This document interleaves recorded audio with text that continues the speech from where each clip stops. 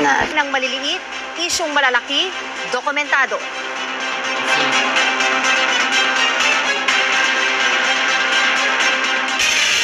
Kami ang inyong mga kapatid sa Balitan at Public Service. Dapat una sa lahat. Abangan niyo po ulit kami bukas dito sa TV5, 1PH, RPTV, True TV at 105.9 True FM. Susunod na po ang Frontline Pilipinas. Live mula sa TV5 Media Center Reliance. Kasama ang buong puwersa ng News 5. Ito ang 28th TVP Golden Dove Awards at 13th Macatao Awards Best TV Newscast. Frontline Pilipinas. News 5 exclusive. Lalaking naningil ng utang sa bataan, binaril ng kapitbahay. Isa pang exclusive. Customer nung una, pero hold-upper pala at may mga kasabwat pa. Pinasok ang bahay ng isang online seller ng mga alahas sa Cavite at ang masaklap, 3 milyong piso ang nilimas. Murahan sa protesta.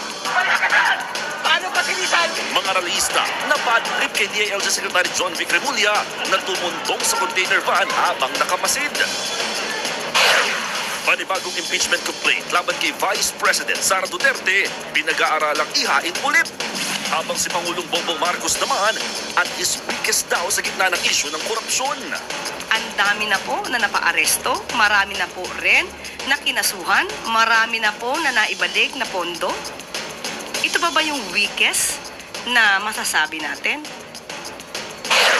Congressman Edwin Garjola, winok-outan si Congressman Leandro Leviste na lumapit para makipag-selfie. Eto na nga.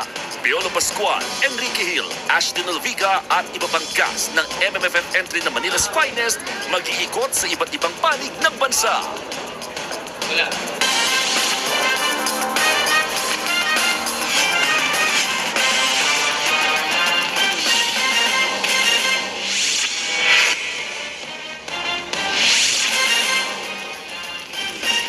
Kapapasok lang na balita, suspendido ng 60 araw si Congressman Kiko Barzaga. Kaugnayan ng ethics complaint sa kanya dahil sa mga mapanira o niyang post sa social media. 249 na kongresista ang bumoto pabor sa suspension ni Barzaga.